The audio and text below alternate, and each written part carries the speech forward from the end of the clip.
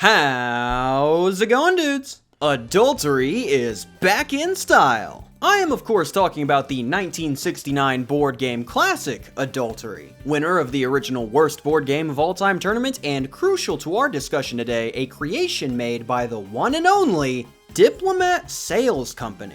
If you are new here and just took all that in stride without knowing what any of that means, 1, I commend your bravery, and 2, strap in, we're only getting weirder from here. The Diplomat Sales Co. is one of the most storied figures of the surprisingly large naughty board game genre. A tight-knit group that includes such winners as Naughty Dominoes and Strip Checkers, basically the board game equivalent of the kids that would hang out underneath the bleachers. Diplomat was originally covered in the Worst Board Game Themes video, where we looked at all 3 of their titles and discovered their secret of how they stealthily changed their name to Topco before seemingly vanishing from the board game market altogether. But what we did not know at the time was that was a lie. For you see, what was originally thought to be the only 3 games of the Diplomat line soon became the first 3 games, as that guy on the Discord went on a research excavation and dug up 20 total titles that have been produced under the Diplomat Topco banner. And we're gonna jump on in and cover them all. Along the way, we'll learn to laugh, learn to love, and learn if it really is possible to kill a man through secondhand disgust. 20 different titles of varying quality, strangeness, and gall, which we will cover in groups based on who was responsible for each one: Diplomat, Topco, or Topco subsidiary TLC. Surprisingly, only one of them made a game that came with a gun, so take your bets on who you think that was now. As for everyone else, it's time to venture forth on an adventure through this strange company's timeline, game by game. Beginning, of course, with the ones who started it all, the Diplomat Sales Co. The original Diplomat line consisted of 6 titles that really leaned into the whole, "oh, look at us, this is something that we really shouldn't be doing right now" theme. Case in point, the original 3, which I will do a quick rundown of now to avoid treading the same ground for like the 4th time. Adultery, the game made for no one. Spin the spinner, take a name, get freaky until the time ref barges in and says that it's time to knock that off. Not good for the general public, not good for swingers. Let's continue. Strip-tac-toe. Pretty standard stuff. Take off an article, place it in a square. If you win, you get a bonus card. First of the 3 to introduce the play by candlelight rule, but had enough sense to not require you to put the candle on the sheet. Lastly, bumps and grinds. Roll, move, remove. First one to lose all their articles wins. Continues the play by candlelight trend, but has you put the candle directly on the board as the only source of light. Surrounded by an increasingly drunk crowd, I now need to find a new house. And that's the original 3, but what I initially thought of as a trio turned out to be only half of the family. So let's meet the 3 new siblings added to this pack and see what they have to offer. All of these games were also released in 1969, thereby making Bumps and Grinds the youngest of the group, as will become apparent as we get deeper into the lore. So we'll just cover them in the order that I feel is appropriate, starting off by getting ornery with our office mates in the hit classic, Office Party. I gotta say, fellas, I do not see how this is generating value for the shareholders. Office Party sees players gallivant around their place of work doing the normal activities one would expect from a 9 to 5. Drinking, stripping, winning chips, and indulging in general hanky-panky. Gosh dang, Charles Schwab be going crazy. The game is very simple. Roll a dice and follow the effect of whatever space you land on. First player to make it all the way around the board twice wins. Now that is something that I was not expecting. Most of these titles base their win condition on the amount of clothes being removed, but this one is just a straight up race to the finish, meaning theoretically you could make it through a full game without a single article being lost. However, that is going to be pretty unlikely, as the game is certainly made to have you get a little lighter throughout. The game also comes with 2 types of cards that players can end up drawing: the boss cards and the sexitary cards. Aw, that's a good one right there. A+. A lot of these cards have about what you'd expect on them, but some of them are a little more creative, like show your belly button to everyone, play patty cake with any player, tell a joke, psych-analyze any player, and everyone's favorite, do a no-no. Yep, still no explanation on that one. And yeah, that's pretty much Office Party, save for the fact that this circle in the middle has been covered for the whole game. Gee, I wonder what's under there. Oh boy, another fire hazard! Yes sirree, just like in Bumps and Grinds, they have you place this confidence-inducing candle in the middle of the board on this dinky dish. But at the very least, they let you keep the other lights on this time, so they haven't totally lost it yet. No, that would happen just a short time after when they sent out their next title, 1969's Risk. Oh, French. Risqué. Risqué is...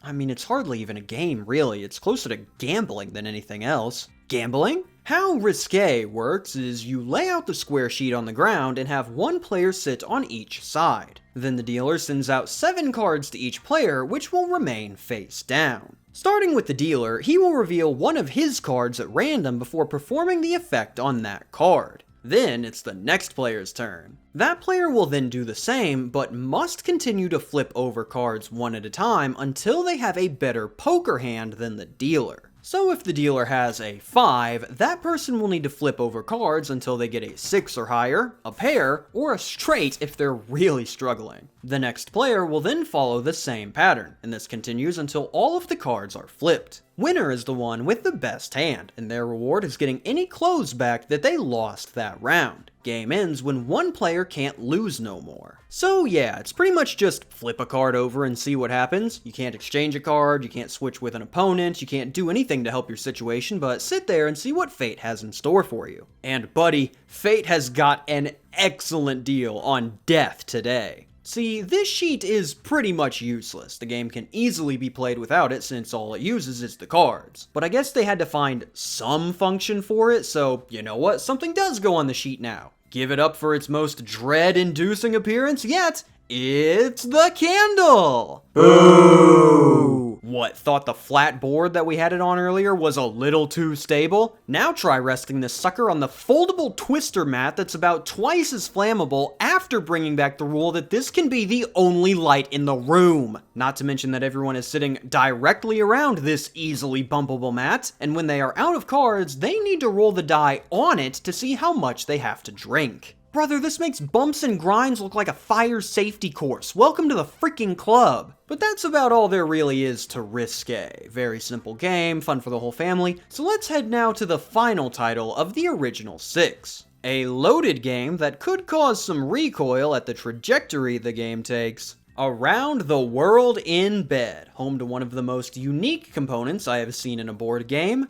a gun. Granted, one that shoots plunger darts, but I still appreciate the gesture. Around the World in Bed is another simple one. How it works is you hang up the board on the wall so that the images of people going silly on each other are facing out. And the board must be at eye level and at least 7 feet away from the shooter. These are all regulation measurements, you hear? If you show up for a tournament and start trying your homebrew 6-foot shot, you're gonna get penalized for it. Whichever position is struck by the dart will be the position that the 2 players will be attempting. That happens until there is a mutual satisfaction, and the game continues until every position on the board is carried out, including Polish. This game really hates the Poles, gosh dang. Of course, being a Diplomat title, it also comes with a candle, but at least this time they made it optional, seeing as it would need to be pretty close to the board in order to illuminate it. You know, the board that you're shooting at, honestly, at that point, you just deserve it. Last bit about Around the World is that it, like Bumps and Grinds and Office Party, has both a Diplomat version and a Topco version, indicating that these games came during the period where the company began to morph into its new form.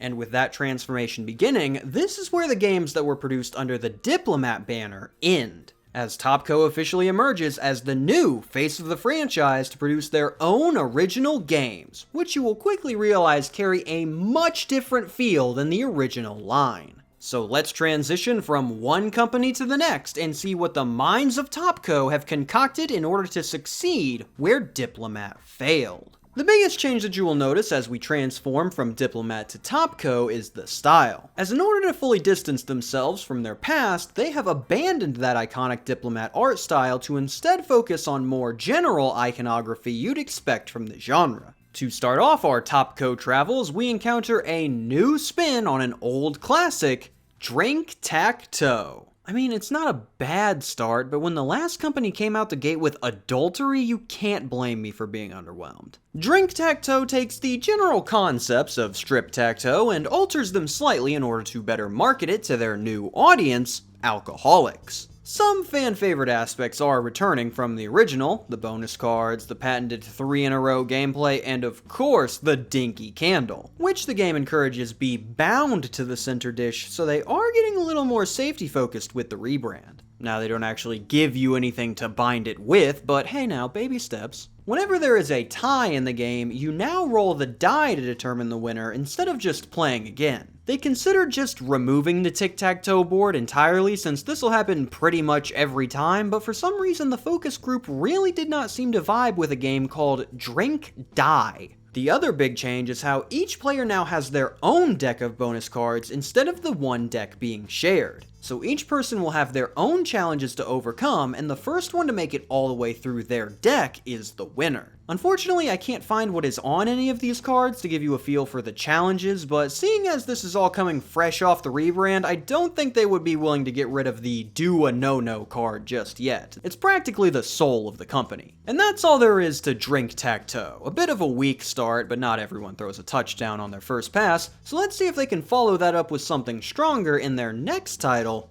Bottoms Up. Looks cool. Want to see more? Yeah, so would I. This is literally the only picture of the game. It is shocking how little info about this title exists, as not only is it a Topco product, as you can see from their grainy logo in the corner here, but it is also an official collaboration with Hustler magazine. Don't know what that is? Good, let's keep it that way. The only info from the game that I can get is from the Board Game Geek page, where we find that Bottoms Up was a roll and move team game featuring challenges in 4 categories: Truth or Bear, Perverted Pictures, Sexy Charades, and Dirty Tricks. If someone lands on a bottoms up space, then everyone has to drink. And yeah, that's about it for that one too. Can't really gauge the quality on something we know so little about, so we'll just call that one a wash and move on to our third Topco title, French Cards. Alright, so this one is based off of yet another established board game, but not a Diplomat one this time. So with a name like French Cards, can you guess what game these jokers decided to rip off? Close. Scrabble. Hey, don't just take my word for it, they name drop that sucker right on the front of the box. That's a bold move. French Card sees players granted a variety of word tiles that they must use to make a grammatically correct sentence. Play continues like Scrabble until no more tiles can be played, tiles are reshuffled and redistributed, first player to 300 points wins. Alright, this is seriously just Scrabble with words instead of letters. The only semi-naughty thing that goes on in this one is if your word covers up a pink space, then you roll the die and get that many hugs/kisses from a player of your choice. On top of that, the production value seems to have gone way down. This looks nothing close to the component quality that we've seen from these guys before. It doesn't look like Topco is getting any better, it looks like they're actively getting worse. Well, let's give them the benefit of the doubt. Maybe this was a fluke, maybe it's a slow start. What are some of the other titles that they have? For Lovers Only, a 2-player game where you move along the board and draw cards, basically a worse version of the monogamy type game. 7 Minutes in Heaven, the exact same thing, but meant for anywhere from 2 to 12 players, innovating as it now has 4 decks to draw from instead of 2. Party Truth or Dare, a borderline pointless game where you draw a Truth or Dare card and have to follow the instructions. Similar to the free version of Truth or Dare commonly found at parties a la the Spin the Bottle board game. This company stinks! Everything that made the original interesting has been sanded away. There's no innovation, there's no new ideas, there's no charm, there's nothing but general all-purpose non-GMO filth. This is unbelievable! Even though Diplomat's titles were all not very good in their own right, they were at least interesting. You could at least look at them and go, what in the world? Now compare that to one of the Topco titles. Which one has you more curious about what's going on in there? The only way Truth or Dare wins that contest is if I'm curious about why they are making me pay to play Truth or Dare. Heck, it doesn't even come with a candle I can use to light my money on fire. A complete and total downgrade in pretty much every way. I don't even like this company and I'm mad about it. It's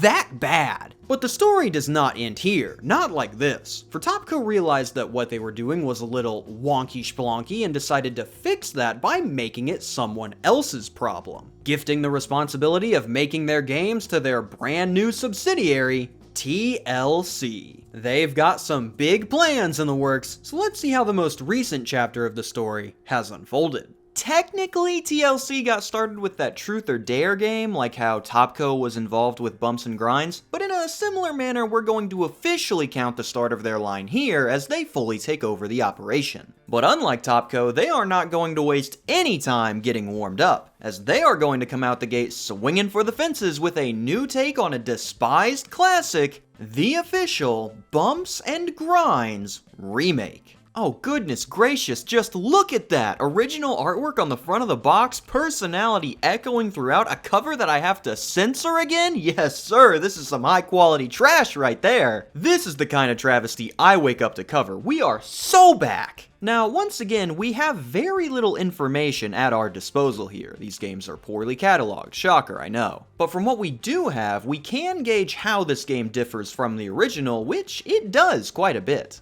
The biggest change is to the components. While the original game carried the standard board, 2 decks, dice, pawns, and candle, the newer version holds a completely different board, only 1 deck of cocktail cards, same pawns but only 1 die, a feather boa that will be used throughout, and crucially, despite being featured on the front of the box, no candle. Aw, it's not Bumps and Grinds without the fire hazard! Unfortunate as this omission is, it is not the only thing that has been altered, as the win condition has gone from the unique race to the finish action of first person to lose all their articles wins to the much more standard last player with close on wins. More balanced win condition, sure, but less iconic. We've lost a bit of the original's edge with the changes so far. But we haven't just cut things here, as there are also some new additions, such as the Cool Cat Lounge. Oh yeah. Once you enter the Cool Cat Lounge, the door locks behind you and you are now trapped there until you roll an odd number. Every time you roll an even one, you must take that many drinks before trying again on your next turn. I mean, in terms of strategy, this would be like hanging out in jail in Monopoly to avoid hitting properties, but this one does take a little more skill, as you're going to need to be able to handle your handle if you want to stay alive. The cocktail cards are also here, replacing the Tomcat and Pussycat cards. These achieve the same result, carrying effects that you must follow, but do so by framing them as drink recipes that you are making.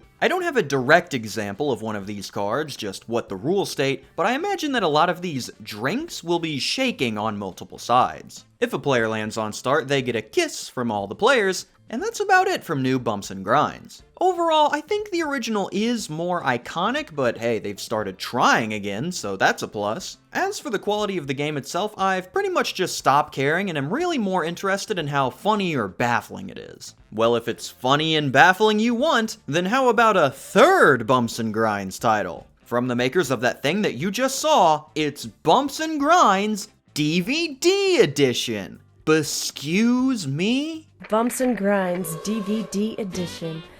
Bumps and Grinds is a fully interactive DVD game for cool couples and sexy swingers. Grab your DVD remote control.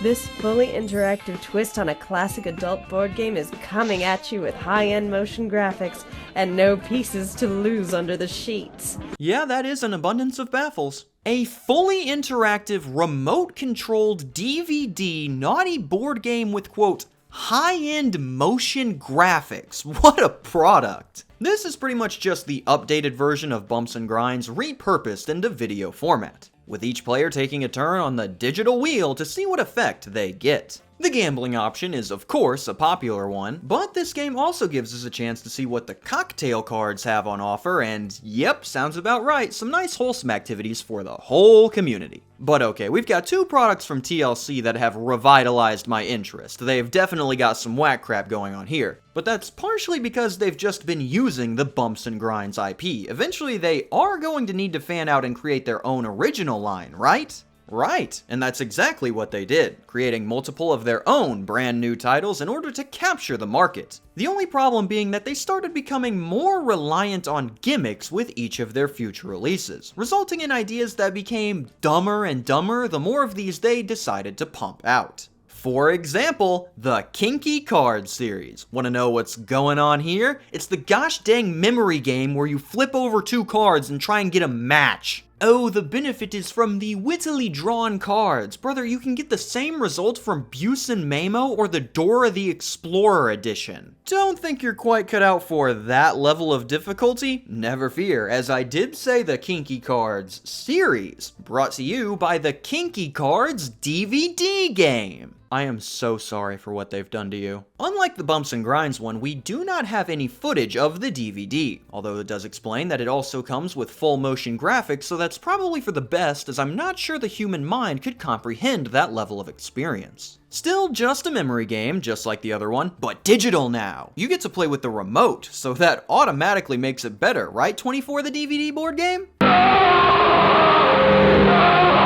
The heck do we have up next? Oh, it's Body Bingo! This is not your grandma's bingo. Challenge time, go out and ask her. Body Bingo gives each player a bingo card with body parts on it and words above each picture. If that body part is spun on the spinner, that is not how bingo works, you do that designated action to that body part. Sweep Leg. The UFC expansion has really opened up the game. Naughty Bingo, nothing special, doesn't even have a DVD version. Next! Erotic Strip Poker. A tin full of naughty cards and 2 types of colored chips. This is literally just a deck of cards. Brother, if I wanted to embarrass myself in front of the poker crew, I would just bring the winch deck. That at least comes with its own unique game. Next! Hearts Are Wild. What in the Rico Suave am I looking at here? Alright, this one at least comes with a board and some mechanics. Do we have any pictures of them? No, believe it or not, no one thought these were worth the trouble of taking pictures of, and I've gotta say, I'm starting to agree with them. Same as all the other move around the board, draw cards, get freaky games, but it does have 2 things that set it apart. The included flavored oils, which I imagine you just down like a shot at some point, and of course, the shop mechanic? Where your accumulated Hearts Are Wild trademark coupons can be redeemed for any period of time? Are we stealing the time chip mechanic from Adultery? One more. We have one more title from this accursed line before we are finished for good. Ladies and gentlemen, Hotspots, the body paint game. Want to know how to play? Well, the directions are right on the front of the box. Winner licks all. Oh boy. Spin that dadgum spinner, and whatever color it lands on, you use the included paintbrush to paint a spot on your opponent's body with the included flavored paint. Once both players are sufficiently tatted up, give her another spin and lick up one of the spots of the spun color. Ugh! Comes in 3 delectable flavors, cherry, orange, and blue raspberry. So that means that somewhere, somehow, at some point in time, at least one human on this earth was in possession of blue raspberry flavored feet. Suffer with that image. Of course, this time I actually have pictures of the game to show off thanks to the many retailers deciding that, oh yeah, this is what the people want. And I think some of them might have inhaled too much flavored paint along the way, because the highly regarded merchants over at bedroomjoys.com, I am going to have to light this computer on fire after we're done. For some reason say that the first person to lick all the strawberry spots off is the winner, despite that not even being an offered flavor. Bad news, guys, the game is, officially unwinnable. Of course, having ourselves an artificially produced edible product here, let me just bring up the ingredient list real quick, and oh, would you look at who it is! It's like running into your old friend at the local Scooter's Coffee. And unlike all of the other nonsense that are fortunately really tricky to find, you can actually still get your hands on this thing for a nifty $12. Heck, I'll even do you one better. Apparently you could have previously gotten this sucker as a deal straight off of Groupon. Yeah, can I get a similar deal for a botched LASIK? I think I'm done with these eyes for good now. Overall, I think the TLC line did a much better job at bringing back the "what the heck am I looking at" feel that Diplomat had, but was very sporadic and inconsistent on their release front. I mean, one of their 8 releases was just a deck of cards and some chips. They can reach the heights of bad, but their lowest points are scraping the abyss. And before I give my final thoughts on this little excursion of ours, I do have some whack crap for you as a little bit of a treat. So go ahead and get hyped for a little more Fatal Brain Melt. Want some more action from your buddies over at Topco? Well, jump on down to the still very active Topco sales website, and actually no, don't do this, never go there. None of their games are on the website, and since they gave control of the naughty games portion to TLC, they have just focused on the naughty portion. So this site is frankly not a good time, downright disgusting. It did help me learn though that apparently these suckers have brick and mortar store locations all across the US. Once again, brain melt. And would you look at that, they even have one in the fine metropolis of Gary, Indiana. I can't picture a more perfect match. But moving away from Topco or any company we've seen so far, we have another remaster of an old Diplomat classic with Around the World in Bed, New Edition, More Daring. Yes sir boys, get even more daring with the New Edition, featuring the new real gun. This version just took the original artwork from the box and switched the colors around. And I say took instead of repurposed because this was not made by Topco or Diplomat. This was made by an entirely different company,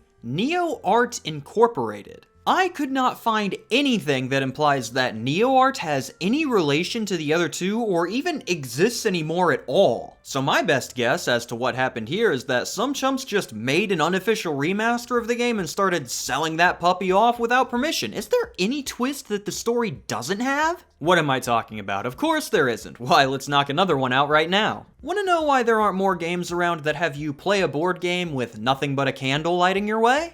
Because that's a terrible idea? Nope. Because the Diplomat Sales Co. trademarked the entire gosh dang idea in 1971. Honestly, probably doing a lot of good for the general safety of their target market by keeping other fools from trying this thing out. They also filed trademarks for the Office Party and Around the World in Bed lines, but seeing as those were filed in 1971, they have since been expired for several decades. It's open, now's your chance to make your mark on the market. Finally, for our last piece of material, we have this magazine advertisement. A full-page ad for the Diplomat line featuring all 6 games, Bumps and Grinds, Risque, and Around the World in Bed taking center stage with the other 3 getting a smaller shout-out in the text. The ad gives a nice highlight of the games as well as stating that these titles all make for terrific Christmas gifts. Ooh, watch out, it's Freaky Christmas, flash the text chain. This actually gives us an eye into how much these games went for during the time period, as back from when this ad was ran, you could get one Diplomat title for $6.95, or about $53 today.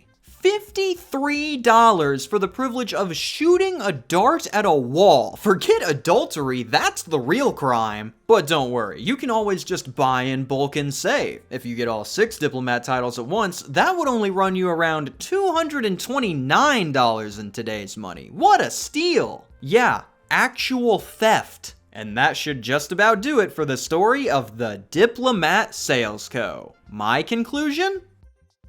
They kinda peaked right at the start, not gonna lie. While TLC might have had some real weirdos during its time, nothing compares to the original Diplomat line when it comes to looking at a game and immediately taking some form of mental damage. Heck, for 3 of them, physical too. The Topco line especially was the worst of the 3. All of the games are bad, yeah, but there's some ironic enjoyment that can be had from looking at a game like Adultery. That's funny. The Topco stuff, that's just trying to make a quick buck. It's practically slop. As such, I am going to make the official declaration that only the original Diplomat line is canon. The 6 games featured in this ad are the only ones I feel are worth bringing up in the future. Everything else, expanded universe stuff, doesn't really count. If you wanted to make an exception for hotspots, I completely understand. That one is also very funny. So we'll treat that as its own thing, like one of the other naughty board games from the last video. But in terms of the lore, this right here is the Diplomat Sales Co. 6 of the absolute dumbest, funniest games that I've had the pleasure of looking at here. Which should come as no surprise, because pleasure is what they're all about. Signing off for the People's Choice, I am KamSandwich. Thank you for watching and have a fantastic day. A special thank you to my suppliers, staff, and chefs over at the deli, as well as the media preservers helping me get these rare games ported for the public to enjoy. If you'd like to join the crew, you can take a look using the link in the description below.